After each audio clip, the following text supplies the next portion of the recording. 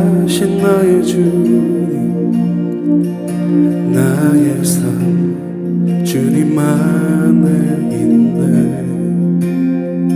눈을 뜨는 아침부터 나 잠들기까지 선하신 주를 노래하리. 신실하신 나의 주님, 나의 삶을 인도하셨네. 나의 모든 호흡 따라 선하신 주를 노래하리.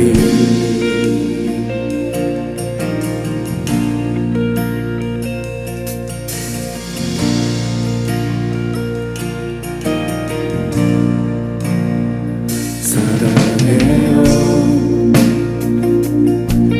나를 인도하신 주님, 모든 주에도 나와 함께 하셨네.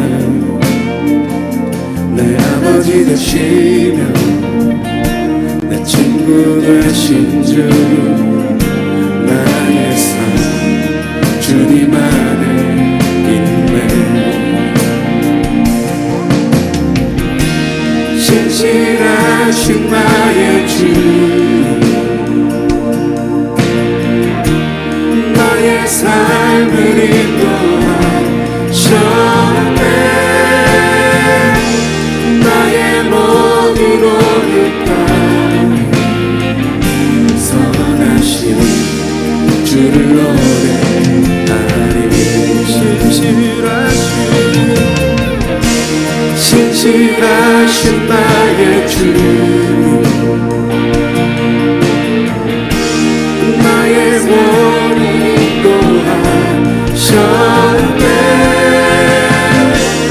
나의 모든 호흡 따라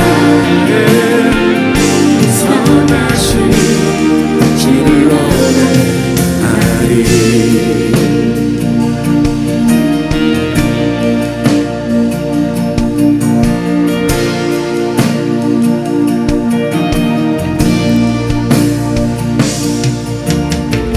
주님의 선하심이 날 인도하시네. 주님의 선하심이 날 지켜주시네. 주께 엎드려 나의 모든 삶 주님께 드리네. 주님의 선하심이 날 지켜주시네. 주님의 선하심이 날 인도하시네. 주님의 선하심이 날 지켜주시네. 주께 엎드려 나의 모든 삶 주님께 드리네. 주님의 선하심이 날 지켜주시네.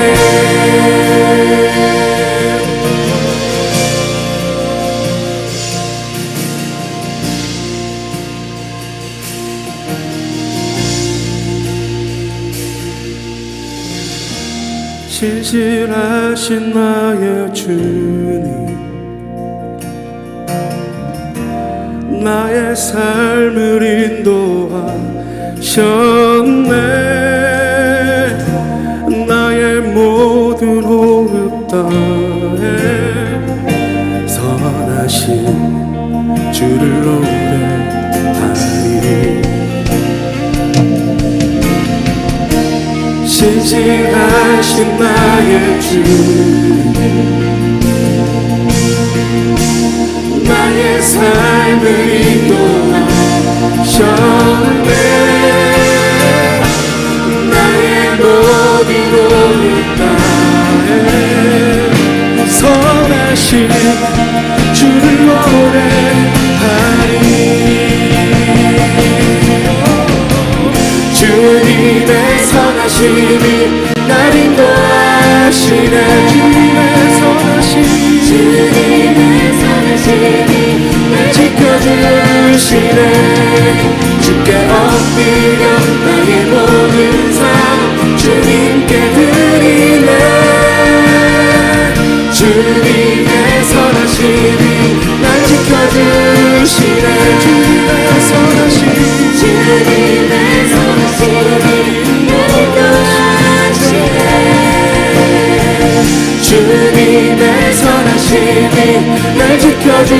대신에 주께 엎드려 나의 모든 삶 주님께 드리네.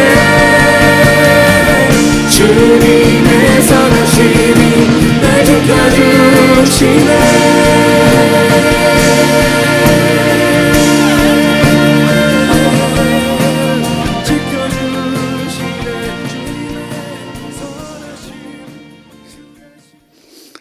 오늘 말씀 성령에 숨겨진 함정이라는 제목입니다.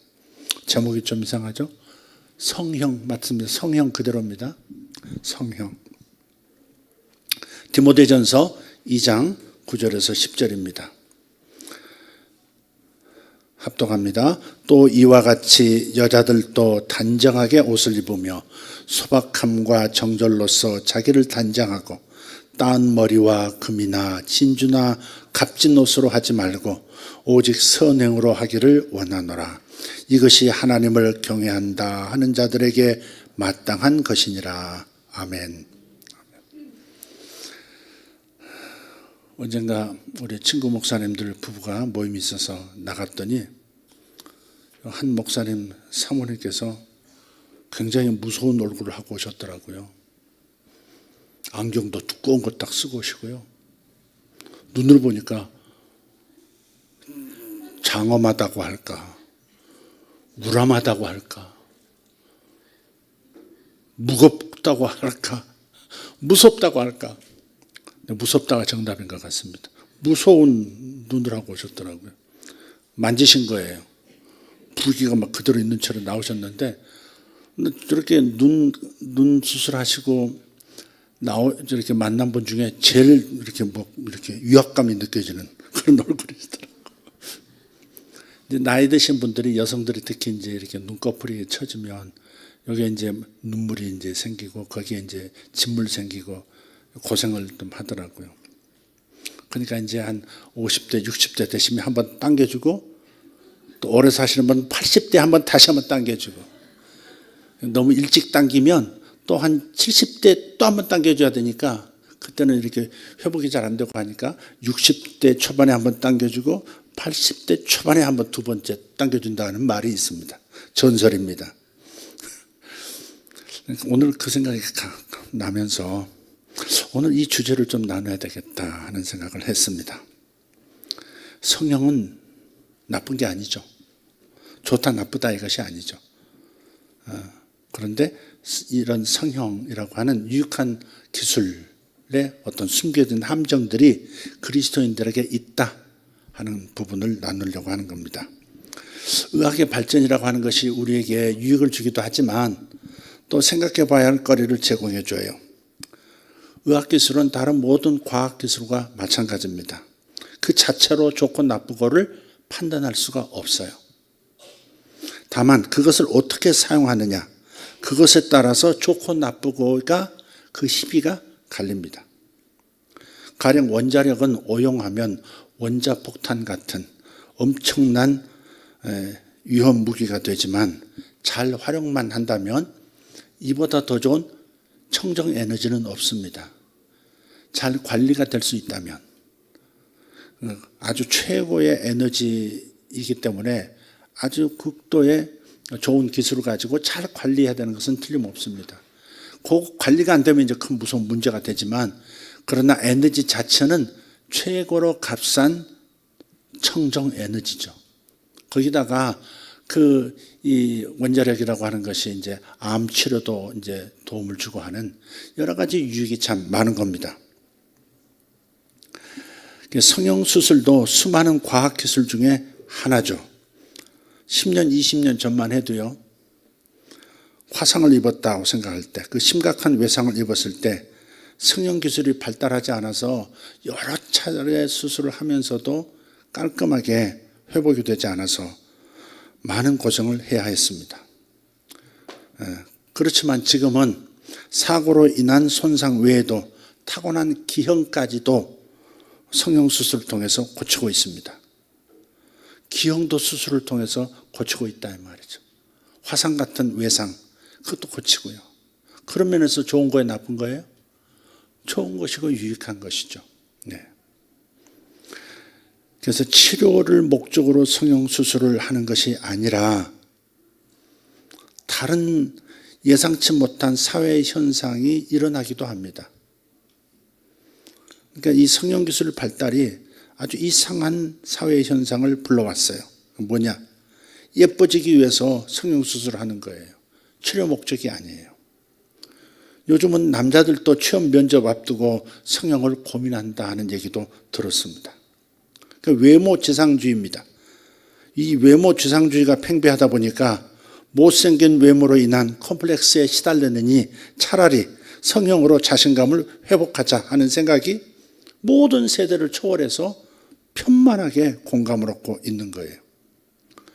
외모로 사람을 판단하고 인간관계의 첫 단추를 끼우는 그 외모지상주의 사회에서 성형수술이 유행한다고 하는 것은 어떤 의미에서는 당연한 것인지도 모르겠습니다. 더구나 인간의 미적 추구라고 하는 것은 본능적인 것이죠.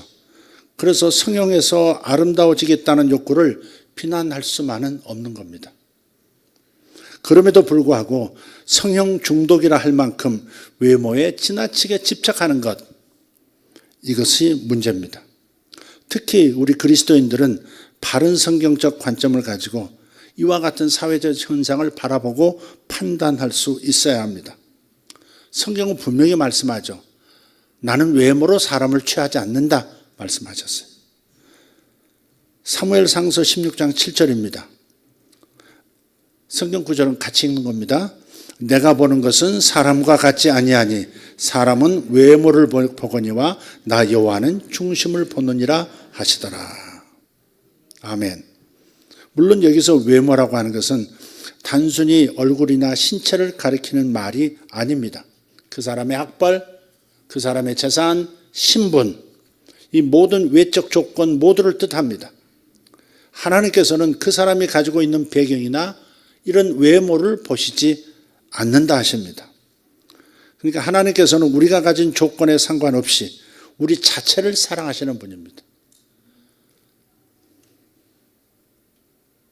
성경은 하나님이 외모로 우리를 판단하시지 않듯이 우리 역시 외적인 조건으로 사람을 판단하지 말라고 말씀하시는 거예요. 하나님이 외모로 보시지 않으니까 너희도 외모로 사람을 보지 말아라. 얼굴, 신체, 재산, 신분, 학벌 이런 거 가지고 판단하지 말아라. 그렇게 권면하시는 거예요. 성경은 더 나아가서요. 외적인 용모나 조건으로 사람을 판단하는 것을 죄라고 인식합니다. 그렇기 때문에 우리 예수 믿는 사람들은 그 사람의 배경이나 조건으로 판단하는 이 세상의 풍조를 따라가서는 안 됩니다. 동의하십니까? 세상 풍조를 따라가서는 안 됩니다. 남에 대해서뿐 아니라 자기 자신에 대해서도 그래야 합니다. 초점은 남이 아니고 나 자신에 대해서도 그래야 한다는 겁니다. 다시 말해서 내가 못생겼든 잘생겼든 그것으로 인해서 열등감, 컴플렉스 가져서는 안 된다 하는 겁니다.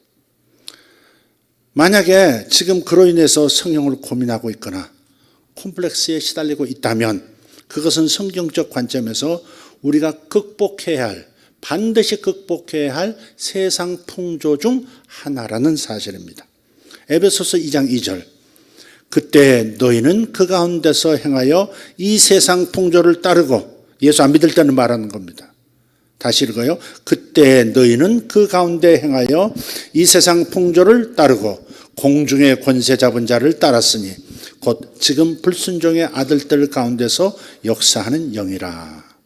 그러니까 이 세상 풍조를 따르는 것과 공중의 권세 잡은 자, 즉 사탄을 따르는 것과 같이 나란히 가고 있다는 거죠. 단순하게 이 세상 풍조, 보여지는 시대의 유행, 사회 현상, 병리 현상이 아니라 그 배후에 함께 같이 가고 있는 영적인 영역이 있는데 그게 바로 불순종의 아들들 가운데서 역사하는 공중 권세 잡은 사탄의 영을 따르는 것이다 말씀하고 있어요. 물론 사고나 선천적인 기형을 성형수술로 고치는 것까지 세상 풍조로 여겨서는 안 되겠죠. 당연히 사용을 해야죠. 그 기술은. 한편 자, 즉 외모 지상주의에 대한 얘기를 했습니다. 성형수술에 드는 비용도 생각해 봐야 합니다. 성형수술이 유행할수록 이것을 위해서 쓰는 돈도 막대해지고 있습니다. 어마어마한 돈이 흐르고 있는 거예요. 큰 병원을 운영하시는 분이 계세요. 정신과도 있고요. 혈관 다루는 신경외과 의사 선생님들도 모시고 있고, 또 내과, 외과 다 있는 여러 명의 의사를 직원으로 두고 있는 그 병원장이신데, 그분이 저한테 그런 말씀을 하시더라고요. 아들들이 다 의사인데 이놈들이 전공을 갑자기 바꿔가지고 전부 성형으로 갔다는 거예요. 잘해서 내과를 하든 외과를 하든 해서 이 병원을 좀 계속해서 이어받고 발전시켜 나가면 좋겠는데 성형으로 아들들이 다 가버리니까 이 병원을 줄 수가 없다는 거예요.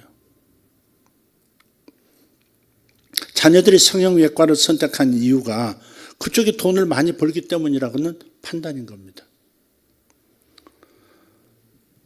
다른 의식, 다른 목적을 가지고 성형외과를 선택하는 분들도 있을 수 있겠습니다만은 대부분은 돈이라고 하는 것을 인정하시는 것 같아요.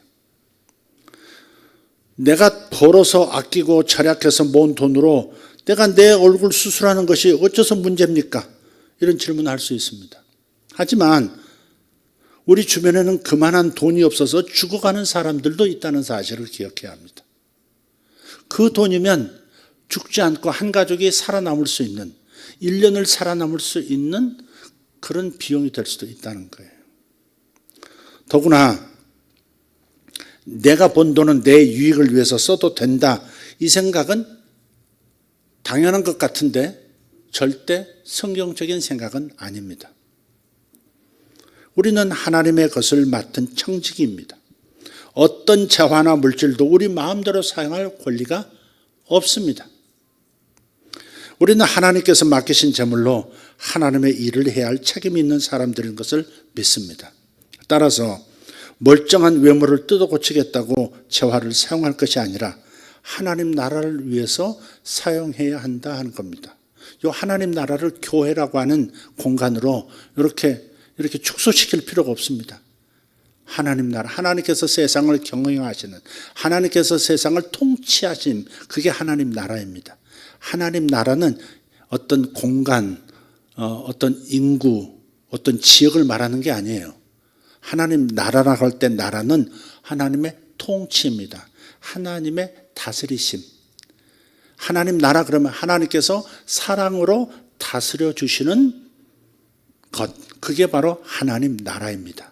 하나님 나라를 어떤 장소 개념으로 듣지 마시고 하나님이 친히 챙겨주시는, 사랑으로 챙겨주시는 나라, 통치해 주시는 나라, 이렇게 생각하시면 됩니다. 그래서 우리가 하나님께서 맡겨주신 재능으로, 맡겨주신 직장에서, 일터에서 재물을 만들어서 우리는 그 돈으로 하나님 나라의 일을 해야 하는 것입니다. 요셉이 좋은 예언적 예화가 될 거예요. 요셉은 어마어마한 돈을 모았던 사람입니다. 노예에서 감옥에 들어간, 성추행범으로 현장에서 죄를 뒤집어 쓰고 감옥에 간 아주 범죄자 노예입니다. 그런데 하나님의 은총으로 그 나라 애굽 제국의 총리가 되지 않습니까? 그러면서 7년 풍년과 7년 흉년이 연달아 올 것임을 바로의 꿈을 통해서 해석한 다음에 그 꿈을 어떻게 이 나라에 적용할 것인가를 결정했고, 그 조언을 따라서 바로가 온 나라를 경영을 하죠. 그 결과로 모든 애굽 땅에 있는 모든 돈들, 그 주변 국가들에게 있는 모든 돈들이 애굽 바로 왕국으로 쏟아져 들어온 겁니다. 그 모든 것들을 누가 이뤘어요? 요셉이 다 한 거예요. 곡식이 인플레가 되지 않도록 창고로 다 집어넣어놨다가, 또 독과점이 되지 않도록 기근 때는 그걸 조금씩 풀어서 굶어 죽지 않게 만들고 사회 경제가 무너지지 않도록 만들고 어마어마한 일을 해내고, 단지 그것으로 끝난 게 아니라 그 곡식이 떨어져 갈 즈음에 어떻게 합니까? 나중에는 그 곡식을 사기 위해서 천하각지에서 자기 토지를 가지고 오고 자기 가축들을 끌고 와서 곡식과 바꿔갑니다. 그러니까 모든 돈이 다 자기 수중에 들어온 거예요. 그런데 요셉은 자기가 하나도 취하지 않습니다. 한번 보죠. 창세기 47장 20절입니다. 그러므로 요셉이 애굽의 모든 토지를 다 사서 바로에게 바치니 애굽의 모든 사람들이 기근에 시달려 각기 토지를 팔았습니다. 땅이 바로의 소유가 되니라. 이 땅을 국가가 아니라 그 왕이 다 취했다고 하는, 다 가지게 되어 소유하게 되었다고 하는 것을 정상적인 것으로 지금 보자는 말이 아니라 여기에 담긴 의미를 우리가 취해야 합니다. 요셉이 이 모든 일을 했어요. 모든 부를 다 끌어온 겁니다. 그런데 모든 것을 다 바로에게 돌렸다, 바로에게 바쳤다 그래 되어 있죠. 이것이 바로 예언적인 메시지라는 겁니다. 우리는 하나님께서 주신 힘과 하나님께서 주신 기회와 하나님 주신 힘으로 돈을 벌고 사업을 해서 또 돈을 법니다. 이 모든 것들이 다 어디로? 바로 하나님 그분 앞으로 돌아가는 겁니다. 이해가 되십니까? 하나님 나라를 교회라고 하는 공간에 가두지 마시라고요. 교회에다 바쳐야 된다 그 말이 아니에요. 하나님의 나라의 일을 위하여, 하나님의 통치하심을 위하여 모두 드렸다 이 말이죠. 바로에게 드렸다는 말은 그 하나님께 우리가 그렇게 드리는 삶을 살아야 한다는 것을 보여주는 겁니다. 그래서 예언적인 행동이라 이렇게 제가 말씀을 드리는 겁니다. 하나님 나라를 위해서 모든 것을 돌리는 태도, 우리 모든 그리스도인이 가져야 할 것을 말합니다. 우리의 탐심이 모든 문제의 근원이라고 하는 메시지를 성경이 소리 높여 외치고 있고요. 아예 탐심은 우상숭배다라고까지 말하고 있습니다. 골로새서 3장 5절 말씀에 탐심은 우상숭배니라 그랬어요. 그래서 탐심이 우상숭배다라고 하는 영적인 문제라는 거죠. 그러니까 경제적 위기, 그런 말 많이 해요. 경제적 위기는 영적인 위기라는 말이기도 하다는 뜻입니다. 그러니까 경제적 위기는 영적인 위기로 생각하고 영적인 문제를 풀어야 경제적인 문제도 풀릴 수 있다. 전쟁이 왜 일어나죠? 다 압니다. 욕심 때문에 그렇다고. 국가 간의 전쟁이 왜 일어나요? 욕심 때문에. 사회적 경제 혼란이 왜 일어나요? 탐욕 때문에. 이젠 세상 사람들도 이제 문제의 근원은 탐심에 있다고 그렇게 인지하고 있다 이 말이죠. 성경이 그렇게 말했지만, 우리가 그렇게 선포도 했지만 그렇게 귀담아 듣지 않았다가 이제는 탐심이 세상을 망치는 그런 원인이라고 세상도 인지하고 있다면 우리가 어떤 메시지를 주어야 할 것인가, 어떤 행동으로 메시지를 주어야 할 것인가가 결정되죠. 제가 이 문제를 다루는 방법으로요, 이 탐심에 관한 문제예요, 저 스스로에게도 제시하는 것이 있습니다. 탐심을 어떻게 규정을 해야 될까? 아직 말끔하게 정리되지가 않았어요, 저는 개인적으로. 그래서 제가 사용하는 방법은 뭐냐? 돈에 대한 욕망을 절제시키는 쪽보다는 돈을 번 다음 어디에 어떻게 사용할 것인가, 거기에 더 초점을 두고자 하는 겁니다. 욕망이 없이 돈을 벌 수가 없기 때문에 그런 거예요. 욕심 없이 되어지는 것은 아무것도 없습니다. 욕심 없으면 라면 장사도 잘 안 됩니다. 욕심이 없으면 공부도 못 합니다. 욕심 없으면 절대 돈 벌 수 없습니다.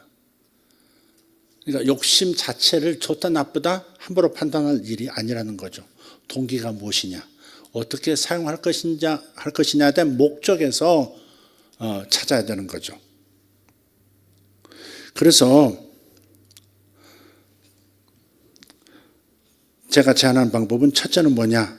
돈 버는 방식도 절차가 필요한데요, 탐심을 버리고 경제활동을 하라, 그런 권고를 드리는 겁니다.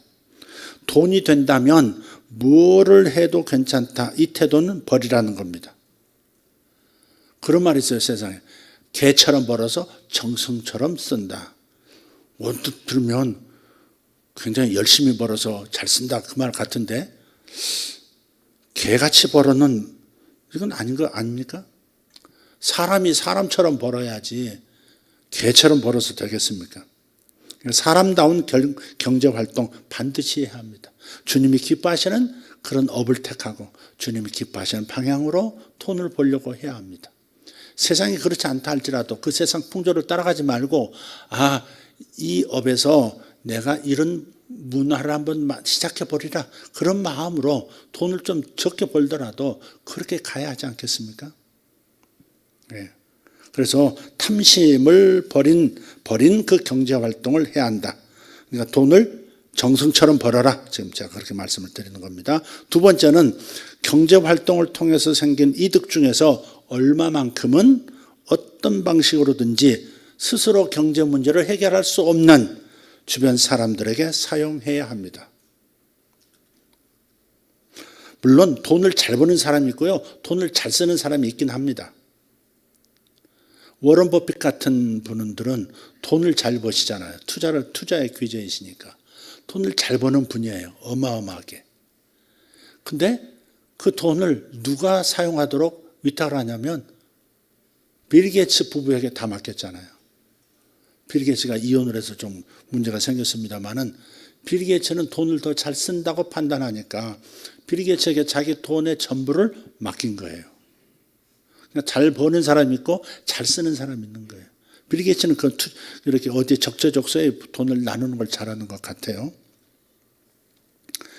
빌 게이츠를 음모론으로 보는 사람도 있긴 있습니다만은 어쨌든 그런 면이 있긴 있지만 우리는 내 스스로가 내가 벌이던 돈 중에 일부를 항상 돈을 많이 벌었을 때 나눈다가 아니라 작게 벌었을 때부터 일정 퍼센테이지를 다른 사람과 나누는 그런 활동을 시작해야 되는 거예요. 영적으로도 자기가 뿌리는 거고 자기가 심는 거니까 그것 없이 손 내미는 그건 탐욕이죠. 그건 탐욕. 부자도 탐심이 있을 수 있지만 가난한 자의 탐심도 있는 거예요. 가난한 자의 탐심도 무서워요.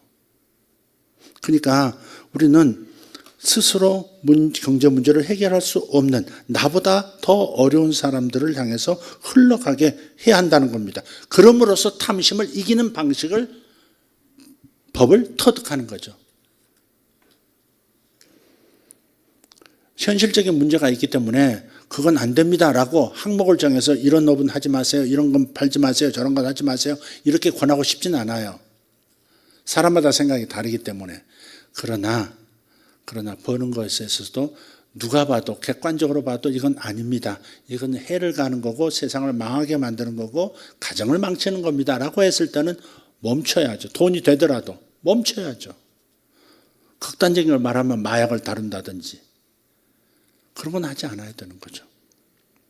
그렇지만 그것보다 더 중요한 것은 벌어들인 돈을 가지고 어떻게 사용할 거냐, 어디로 흘러가게 할 거냐, 이걸 통해서 탐심을 극복하는 훈련을 해야 되겠다는 겁니다.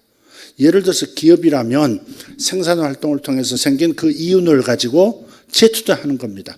장학사업도 하고 사회봉사 사역을 하면 될 것입니다. 지금 애를 낳지 않는 이 세태인데 큰 기업들이 세 자녀를 낳으면 1억씩 무조건 준다.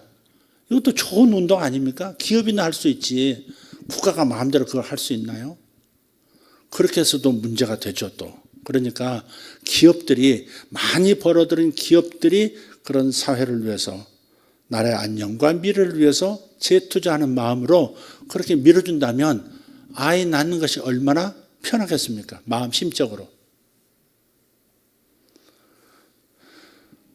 그래서 그렇게 많이 버는 기업은 그렇게 하면 될 것 같고요. 개인이라면 교회 사역에 드리는 것은 물론이고 주변을 향한 봉사활동하거나 물질적인 지원을 하면 좋을 겁니다. 근데 아까도 말씀드렸지만 돈을 주는 것도요, 잘 줘야 합니다. 돈을 주어서 재미 보는 경우가 별로 없습니다. 돈을 주면 몇 번 반복되잖아요. 왜 내 돈을 안 주는 거야? 이렇게 됩니다. 심리가. 그런 얘기 있지 않습니까? 어떤 사람이 그 마을에 몇 가구 안 되는데 매일 5달러씩인가 이렇게 나 집 앞에 놔뒀다잖아. 매일. 그래서 이게 웬 행자야. 그러고 듣고 땡큐 하고 그랬는데 한 달인가 그렇게 됐는데 그러고서 한 달 돼서 딱 끊었대요. 안 돌렸다 그랬더니 마을 사람들이 이구동성으로 어떤 놈이 내 돈을 안 주느냐고, 어떤 놈이 내 돈을 가져갔느냐고 그렇게 말하더라는 거죠. 당연하게 생각하는 거죠. 사람의 그 가난한 자의 탐욕이라는 것도 있다고 말씀을 드렸죠. 그렇기 때문에 돈을 쓰는 것도 잘 써야 되는 거예요. 잘 봐서 귀하게 써야 되고 그것이 부작용이 일어나지 않도록 줘야 되고. 어떤 분이 저한테 와서 뭐 탄식을 하더라고요. 근데 그 사람도 웃겨요. 그 부부가, 그 가족이 부자예요. 잘 사는 사람들이에요. 근데 크리스마스가 되면 봉투를 이렇게 만들어가지고 산타 탁 입고 이 지역의 가난한 집들을 다니는 거예요.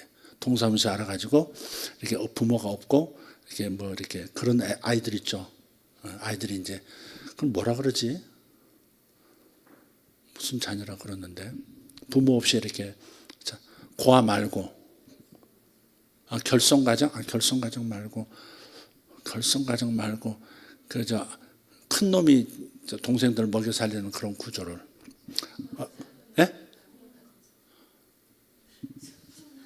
소년 가정 박은순 집사님이 말씀하셨으면 맞는 말이라고 저는 확신하는 바입니다. 네. 박 집사님 말씀은 정확합니다. 박이 터져도 맞습니다. 그 집에 이제 크리스마스 때 봉투를 주는 거예요. 근데 어느 집에 갔는데 애들이 쳐다보지도 않고 안녕하세요 그러더니 지금 놀더래. 지금 사랑을 가지고 엄청난 사랑을 가지고 지금 너희들을 위해서 내가 산타가 되어서 왔어. 주님이 되어서 왔어. 근데 얘들이 반가워하지도 않고 기뻐하지도 않고 고맙다고 얘기질 않는 거예요. 왜냐하면 늘 뭐 지방정부에서 뭐 도움 주고 쌀 주고 뭐 주고 하니까 애들이 받는 것에 능숙한 거예요. 그러니까 별 감정 표현이 없는 거예요. 그거에 상처를 받았어. 다 소용없다 그러고요. 다시는 안 한다고 막 이를 갈더라니까. 뭐하러 했어 그걸 모르고. 그러니까 돈 쓰는 것도 잘 써야 되는 거죠. 맞춤형으로 해야 되는 거예요. 맞춤형으로. 그리고 우리는 다 부족한 구석이 있어요. 부자도 부족한 구석이 있어요. 상대적으로 없는 사람도 부족한 구석이 있지만 더 부족한 사람도 있어요. 그러니까 우리는 계속해서 이렇게 위에서 흐르면 이쪽에서도 흘러나가고 계속 선순환이 되도록 만드는 그런 마음으로 돈을 사용해야 되는 거죠.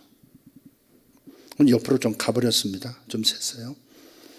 지금 성형을 위한 비용 얘기하다가 잠깐 곁길에 머물렀습니다. 우리는 하나님께서 맡기신 제물로 하나님의 일을 해야 할 책임이 있는 사람들이다. 꼭 이걸 생각해야 합니다. 따라서 멀쩡한 외모 뜯어 고치겠다고 재화를 사용할 것이 아니라 우리는 모두 중심에 하나님 나라를 위하여 사용해야 한다 하는 마음을 가져야 한다. 내가 벌었으니까 나를 위해서 사용하는 것 당연하다가 아니다 이 말이죠. 나를 구원하시고 나를 위해 모든 은혜와 능력을 부어주신 그분의 나라를 위해서 사용한다 이 마음을 가져야 합니다.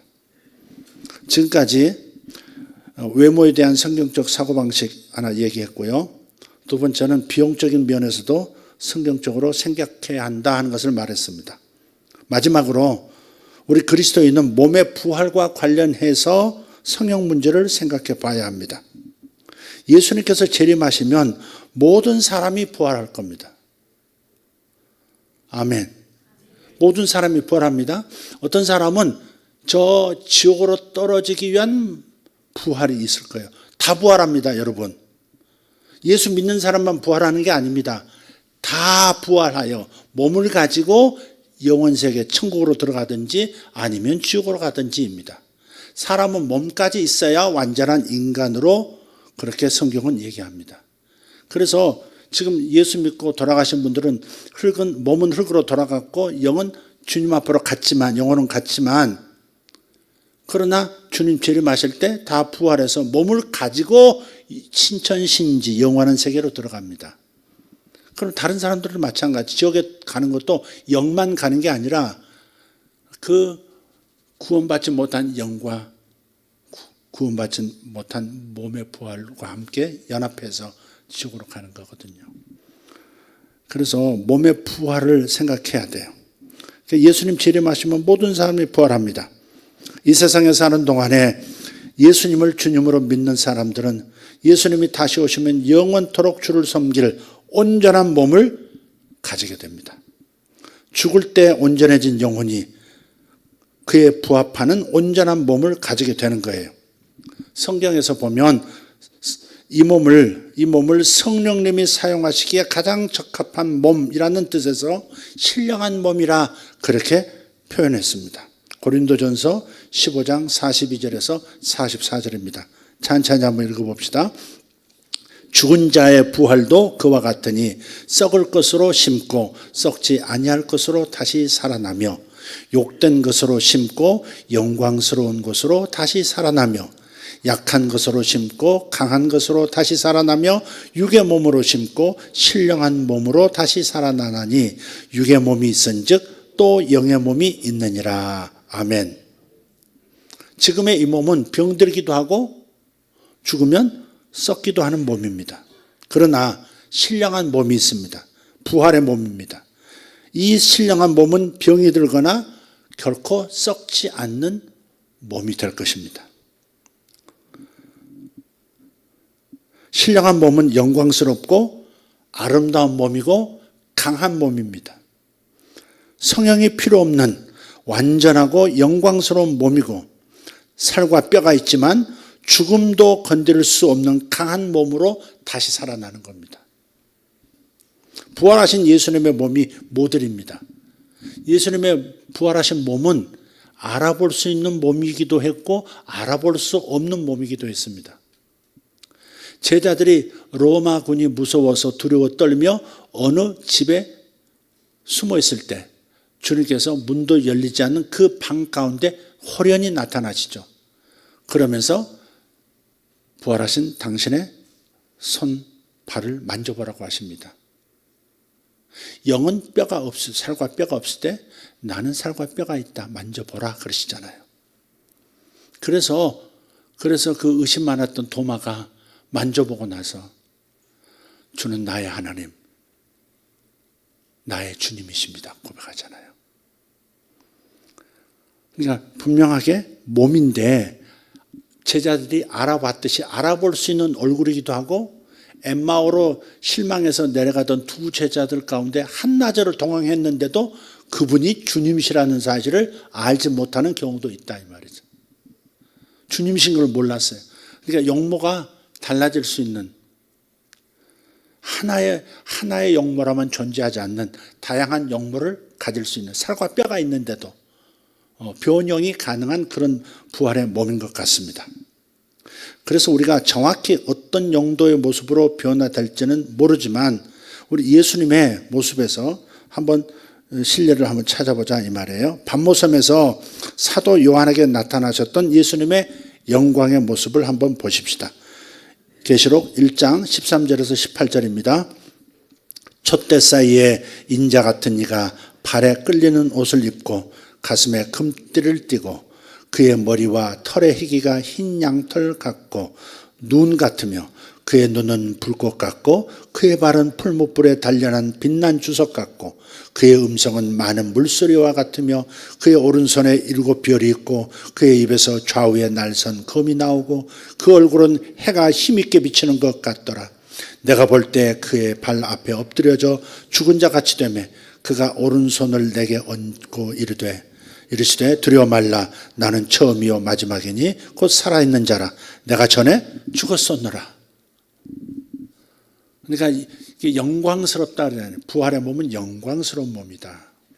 근데 영광스럽다는 것이 어느 수준이냐? 해가 힘있게 비치는 것 같다. 그렇게도 말씀을 했단 말이에요. 그러니까 예수님처럼 키가 성화가 온전히 된 사람들은 그렇게 강렬한 영광도 갖는 겁니다. 그러니까 우리가 이 땅에서 보는 그 스타들의 얼굴, 스타들의 분위기, 그들이 누리고 있는 영광과는 비교할 수 없는 그런 영광스러움이 부활의 몸에 있는 겁니다. 그러니까 각자의 특성과 개성을 온전히 드러내면서도 가장 고귀하고 아름답고 영광스럽고 강한 몸이 될 것임이 틀림없습니다. 지금 기형을 지니고 있는 분들도 그때에는 기형이 없는 몸으로 다시 살아날 겁니다. 다리 한쪽이 기형이었다고 할지라도 그때는 절대 절뚝거림이 없는 그런 몸이 될 것입니다. 시력이 나쁜 부활의 몸은 단 한 사람도 없을 겁니다. 성형수술 잘하는 천사 찾아가 봐야 되겠다. 그럴 사람이 단 한 사람도 없을 겁니다. 돈 하나 들이지 않고 가장 완벽한 성형을 할 수 있는 그 부활의 몸, 가장 온전하고 아름다운 몸으로 하나님께서 친히 성형해 주시는 거죠. 그렇기 때문에 우리는 오히려 이 땅에서 주님께서 원하시는 그 내면을 갖춰가는 것, 내면의 변화를 갖춰가는 것, 그래서 주님의 뜻을 수행하는 일에 집중해야 할 것입니다. 어떤 내면을 갖추고 어떻게 주님의 뜻을 수행할 것인가, 그것이 오늘 본문 디모데전서 2장 9절 10절에서 나타납니다. 읽고 따르면 되겠습니다. 이제 본문을 읽고 정리하겠습니다. 또 이와 같이 여자들도 단정하게 옷을 입으며 소박함과 정절로서 자기를 단장하고 따은 머리와 금이나 진주나 값진 옷으로 하지 말고 오직 선행으로 하기를 원하노라. 이것이 하나님을 경외한다 하는 자들에게 마땅한 것이니라. 아멘. 물론 2000년 전 그때 당시에 그 팔레스타인 지역의 그 문화 상태를 감안하고 읽긴 읽어야 될 겁니다. 따은 머리, 그러니까 애들 머리 따주는 거 하면 안 되겠네. 그렇게 말씀하는 거예요. 그때 당시 따은 머리라고 하는 것이 굉장히 화려하게 보이기 위한, 그리고 금장식이라든지 많은 것을 함께 한 그런 머리를 가리키는 겁니다. 그러니까 우리가 이제 편하게 하기 위해서 머리를 따는다든지 말아 올린다든지 이런 것을 말하는 것은 아니에요.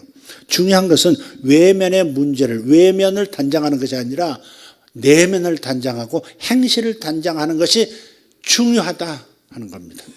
바로 이런 태도로 살아가는 것, 사치하지 않고 돈을 그런 데다 쓰지 않고 외모 지상주의 풍조를 따르지 않고 내면을 아름답게 가꿈으로써, 그리고 부활의 때에 영광스러운 몸, 아름다운 몸, 개성과 독특성이 가득하면서도, 그러면서도 천상의 천사들처럼 아름다운 존재로 변화되는 그 역사를 사모하라 말씀하는 겁니다. 한마디로 우리는 외모 지상주의를 가진 이 혼탁한 세상에서 사도 바울의 이 교훈을 따라서 하나님의 의를 드러내야 할 겁니다. 아멘. 기도하겠습니다. 오늘 주제가 생뚱맞았습니까? 성형? 이런 고민도 해야 합니다. 우리는 사실. 이게 실제 우리 삶이기 때문에 이런 고민을 어떻게 성경적으로 성경적인 생각으로 무장해야 하고 살아야 할 것인가 생각해야죠. 오해 없기를 바라요. 여러분 몸에 어떤 아픔이 있어서 불편함이 있어서 성형을 한다, 그것을 말하는 게 아니니까 그런 것을 하는 것을 눈치 보거나 그러실 필요는 없습니다. 네, 그러실 필요는 없습니다. 그러나 우리도 그렇고 우리 자녀들도 생각을 바꾸어 줄 필요가 있다는 겁니다. 외모 지상주의는 세상 풍속을 따르는 거야. 사탄이 세상 풍조를 만들어내고 있는데 그 유형에 함몰되는 거야. 우리 이 정도는 극복해보자. 하나님 주신 너의 개성을 무너뜨리지 말자. 이렇게는 권할 수 있어야 되지 않겠습니까? 눈 하나 고치면 그 다음에 코 고치고요. 코 고치면 턱 고치고요. 에라 모르겠다. 다 새로 세팅하자. 까가지고 그냥 이렇게 하고 그렇게까지 할 필요는 없다 하는 것 정도, 그렇게 생각하시면 되겠습니다. 기도하겠습니다. 우리에게 생명을 주신 아버지 하나님, 불의의 사고나 선천적 이유로 기형을 가지게 된 사람들을 위해서 성형의 기술 진복해 하심 감사합니다. 지금 의료 대란이 일어난 상황에서도 오늘 또 이루어지는 건전한 성형수술 모든 과정을 주님께서 주관해 주시고 어떤 의료사고도 생기지 않도록 도와주시옵소서. 대한민국과 온 세계의 모범이 될 결정을 정부와 의료계가 함께 잘 내릴 수 있도록 도와주실 줄 믿습니다. 우리가 단지 남에게 잘 보이고 싶은 마음으로 성형을 선택하지 않게 하시고 반대로 외모로 남을 판단하는 어리석은 죄도 짓지 않게 도와주시옵소서. 주님의 교양과 훈계로 마음을 단장하는 일에 더 힘쓰게 하여 주시옵소서. 우리 주의 재림의 날에 주께서 우리에게 주실 몸의 놀라운 변화를 기대하며 이 세상에서 주께서 주신 것에 만족하고 살아가는 그 마음을 주시옵소서. 우리 주 예수님 이름으로 기도하옵나이다. 아멘. 다 같이 일어나셔서 함께 기도하겠습니다. 특별히 오늘은 정부와 의료계가 올바른 결정을 좀 내리도록 부딪히고 있는데 올바른 결정을 내릴 수 있도록 그리고 나라의 미래를 위해서 올바른 결정을 내릴 수 있도록 또 모두가 손해보는 게 아니라 모두가 함께 윈윈하는 그런 결정 내릴 수 있도록 이 시간 중보기도해 주시면 감사하겠습니다. 주여 한번 외치고 기도합니다. 주여 주여 주여. 할렐루야. 우리가 외모 지상주의에 빠지지 않게 해주시옵소서. 세상 풍조를 이기게 하여 주시옵소서. 세상 풍조를 따라가지 않게 하여 주시옵소서. 아버지 하나님, 우리가 돈을 어떻게 써야 할지, 아버지 성형에 써야 할지, 아니면 그 돈을 가지고 하나님 나라를 위하여 써야 할지, 아버지 어려운 이들을 향하여 써야 할지 결정하게 해주시옵소서. 아버지 하나님, 세상 풍조, 세상의 유행을 따라서 우리의 젊은 세대들, 우리 어린 세대들이 흉내내며 따라가지 않도록 도와주시옵소서. 외모 지상주의가 아니라 내면을 아름답게 가꾸는 자들 되게 하여 주시옵소서. 아버지, 우리의 마음이 아름답게 가꾸어지고 우리의 삶이 아름답게 가꾸어지도록 자신을 하나님 만들어가는 자들 되게 하여 주시옵소서. 주여 역사하여 주시옵소서. 아버지 하나님, 이제 선거가 눈앞입니다. 시작되었습니다. 주님 역사하여 주셔서 주님 보시기에 선한 결과 보게 하여 주시옵소서. 주님 보시기에 선한 결과 이루어지게 하여 주시옵소서. 아버지 하나님, 대통령실, 아버지 하나님이 의료 문제, 아버지 신속하게 잘 결정 내려 온 나라가 평안하게 하여 주시옵고, 아버지 의료사고 일어나지 않게 하여 주시옵고, 아버지 어려움에 처해서 의사 손길을 기다리는 사람들 빨리 치료받는 역사가 있게 하여 주시옵소서. 아버지 하나님, 저들 마음속에 있는 아버지 하나님 욕망들을 다스려 탐심을 다스려 주셔서 온전히 좋은 결정, 온 세상에 내놓을 좋은 결정, 온 세상의 모델이 될 좋은 결정 내리게 하여 주시옵소서. 주여 믿습니다. 주여 믿습니다. 역사하심을 감사합니다. 역사하심을 감사합니다. 아버지, 외모에서 내면으로 눈길을 돌릴 우리 성도들을 축복합니다. 외모에서 내면으로 눈길을 돌리는 지혜가 있을지어다. 주여 믿습니다. 저들에게 그 마음 아버지 하나님, 외모를 가꾸고 잘 보이기 위한 것에 매몰되는 이 세상의 풍조 아버지 속지 말게 해 주시옵소서. 아버지, 사탄의 역사에 속지 말게 해 주시옵소서. 사탄의 역사에 속지 말게 하여 주시옵소서. 사탄의 역사에 속지 말지어다. 주여 감사합니다. 주님 감사합니다. 주님 감사합니다. 할렐루야.